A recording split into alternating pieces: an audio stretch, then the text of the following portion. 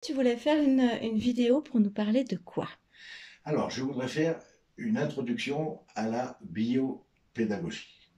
Oh là là, qu'est-ce que c'est que ça? La biopédagogie, c'est la fusion entre la biologie et la pédagogie.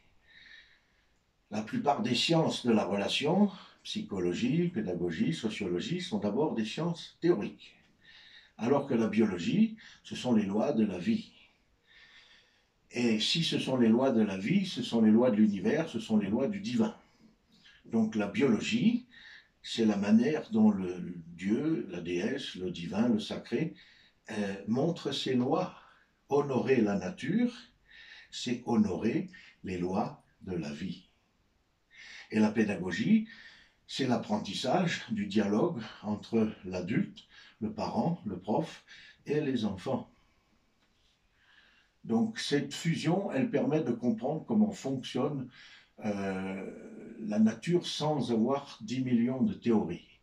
Il y a un joli proverbe qui dit que le diamant n'a qu'un seul centre, mais 10 000 chemins pour atteindre le centre. Alors, c'est le même principe, oui.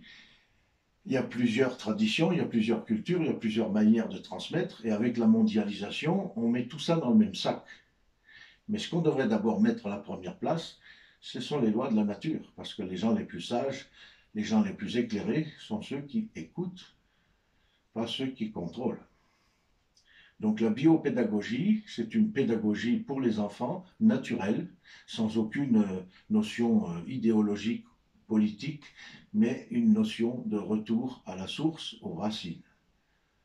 C'est la manière dont on est censé, en tant que parent adulte, parce que je ne peux pas être un bon père si je ne suis pas d'abord un bon mari, et je ne peux pas être un bon mari si je n'accepte pas de faire le deuil du petit garçon et de devenir un homme.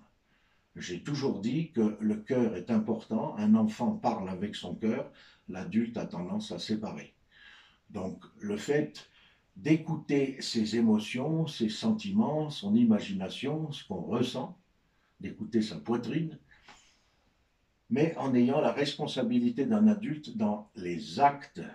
J'ai le droit de garder mon cœur d'enfant, mais je dois me responsabiliser en tant qu'adulte. Parce que tout ce que je reproche à mes enfants, c'est ce que je n'ai pas guéri en moi. Puisque mes enfants sont mon futur, et c'est ce que nous allons voir dans la deuxième partie, tout enfant est la moitié de ses parents.